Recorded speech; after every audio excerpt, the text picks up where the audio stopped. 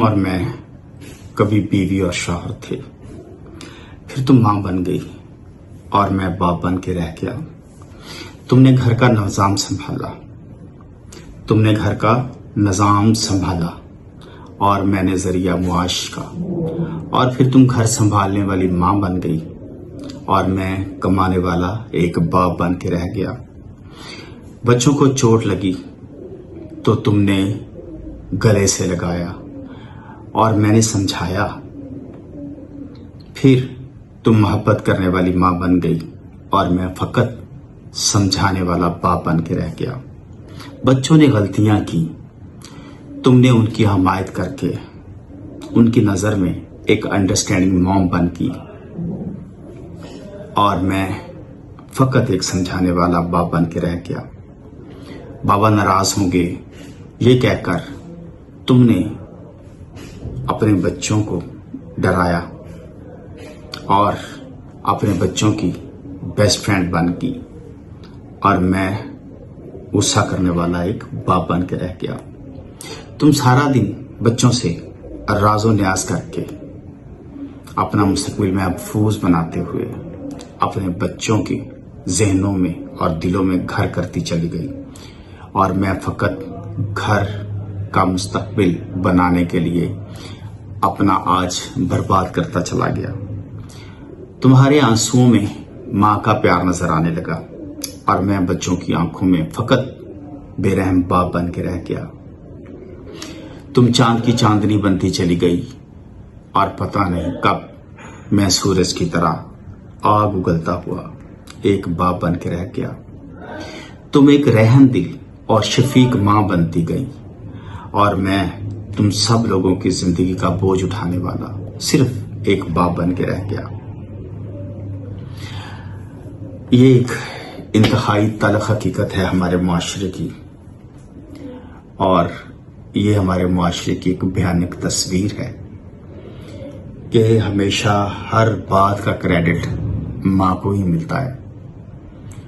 اپنے بچوں کا مستقبل سنوارنے کے لیے، اپنے بچوں کی زندگی بنانے کے لیے ایک باپ کا کتنا کردار ہوتا ہے یہ سب لوگ جانتے ہیں اور سمجھتے ہیں، مگر باپ کے لیے کوئی تعریفی الفاظ نہیں ہوتے، کوئی اپریشیشن نہیں ہوتی۔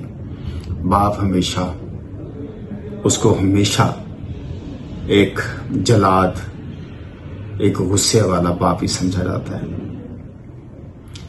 اور یہ ہماری جو مائیں ہیں ان پہ ڈیپینڈ کرتا ہے کہ وہ اپنے بچوں کے دل اور دماغ میں باپ کا کیا امیج بناتی ہیں۔ ہمارے معاشرے میں ایسا ہوتا ہے، آپ کو اندازہ نہیں ہے کہ اپنے بچوں کا مستقبل بنانے کے لیے باپ کو کیا کیا پاپڑ بیلنا پڑتے ہیں، کیا کیا مشکلیں سہنی پڑتی ہیں، بھوکا رہنا پڑتا ہے، اپنی ضرورتوں کی قربانیاں دینی پڑتی ہے۔ باپ اپنے لیے کپڑے، جوتے اور کوئی ضرورت کا سامان لیتے ہوئے 100 دفعہ سوچتا ہے کہ یہ پیسے شاید میرے بچے کے کام آ جائیں گے، مگر بچے یہ بات بھول جاتے ہیں اور مائیں، عورتیں بھی یہ بات بھول جاتی ہیں کہ یہ، اور کبھی اپنے ہسبینڈ سے پوچھتی نہیں ہے کہ تم ہماری خاطر اتنی محنت کرتے ہو، اتنا کچھ کر رہے ہو، تم ٹھیک تو ہو، تم کمفرٹیبل تو ہو، تمہیں کوئی پریشانی تو نہیں ہے، تم ہمارے لیے اتنا کرتے ہو، اتنا گھر کا خرچ اٹھاتے ہو، اتنا بوجھ اٹھاتے ہو، تم کیسے کر لیتے ہو؟ کبھی کسی نے اپنے ہسبینڈ سے نہیں پوچھا۔ میری آپ سے گزارش ہے، اپنے ہسبینڈ سے پوچھئے، ان سے بات کیجئے، اس کو اچھا لگے گا کہ آپ ہمارے لیے اتنا کچھ کرتے ہیں۔ ہم گھر بیٹھے ہوتے ہیں، بچوں کی فیسیں، بجلی کے بل، گھر کے کرائے، گھر کی گروسری، کپڑے، جوتے، یہ سارا کچھ مہینوں کا جو اتنا خرچہ ہے یہ آپ کیسے پورا کرتے ہیں؟ کبھی پوچھ کے دیکھیے، کبھی پوچھ کے دیکھیے۔ یہ جو اس سے پہلے میں نے آپ کو تحریر سنائی، یہ میری اپنی نہیں ہے، یہ کسی اللہ کے بندے کی تحریر ہے، ایک فارورڈ میسج ہے جو میں نے آپ کی خدمت میں پیش کیا۔ اور یہ جس نے بھی لکھا ہے بڑے دل سے اور بڑے درد سے یہ بات لکھی ہے، اور میں ایک باپ ہونے کی حیثیت سے ان کی اس تحریر سے ایگری کرتا ہوں کہ بالکل درست بات ہے۔ میری آپ سب سے گزارش ہے، ماؤں سے، بچوں سے، بیٹوں سے، بیٹیوں سے، بیویوں سے، کہ پلیز خدا را اپنے بچوں کے دل میں باپ کا ایک بہت اچھا امیج کریٹ کریں، اس کو جلاد، غصے والا، ڈرانے والا ایسا نہ کریں پلیز۔ چلیں اس کے ساتھ میں اس بات کو ختم کرتا ہوں۔ ہنستے رہیں، مسکراتے رہیں، جیتے رہیں، خوش رہیں۔